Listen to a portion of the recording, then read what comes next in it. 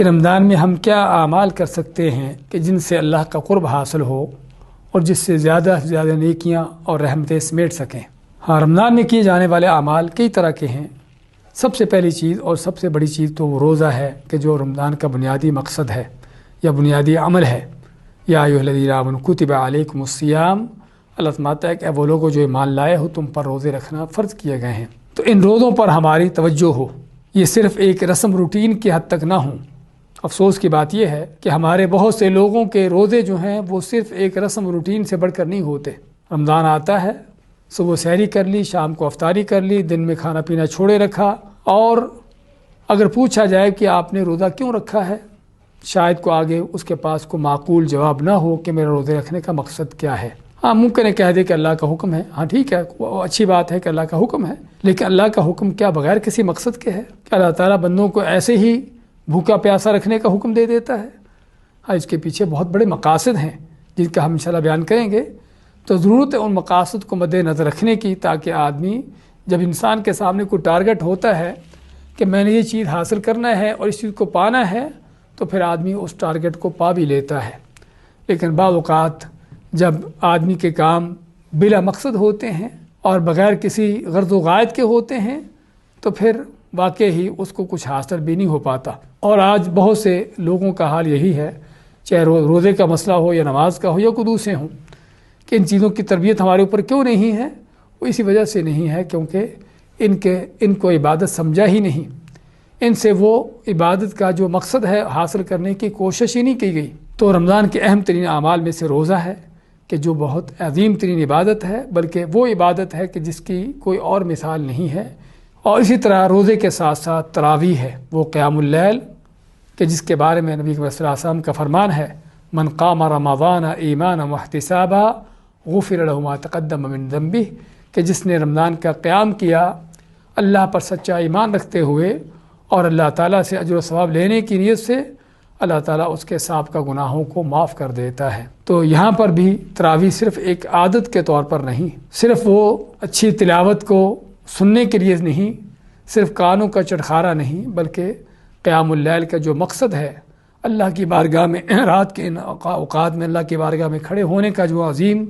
مقصد ہے وہ سامنے ہو، کہ جس کے بارے میں اللہ فرماتا ہے ان ناشئۃ اللیل ہی اشد وطئا واقوم قیلا،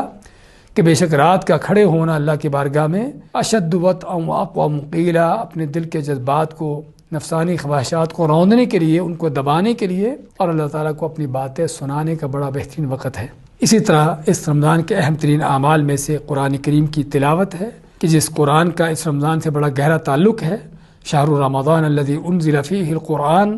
کہ رمضان کا مہینہ جس میں قرآن کریم کو نازل کیا گیا۔ تو کوئی شک نہیں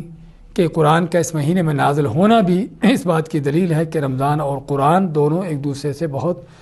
گہرا رشتہ رکھتے ہیں اور بہت گہرا ان کا تعلق ہے۔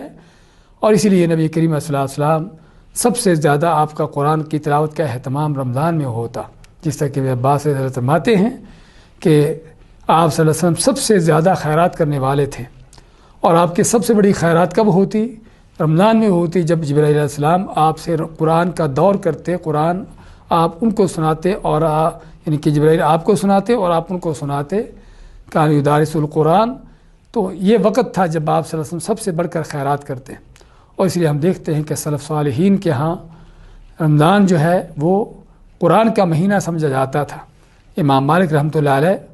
اس مہینے میں حتیٰ کہ حدیثیں سنانا بھی بند کر دیتے تھے،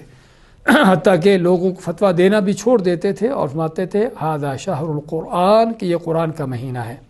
تو رمضان کا قرآن سے بڑا گہرا تعلق ہے، قرآن کا بھی اس میں بہت اہتمام ہونا چاہیے، قرآن کریم کی تلاوت کا، اس کی سمجھ بوجھ حاصل کرتے ہوئے۔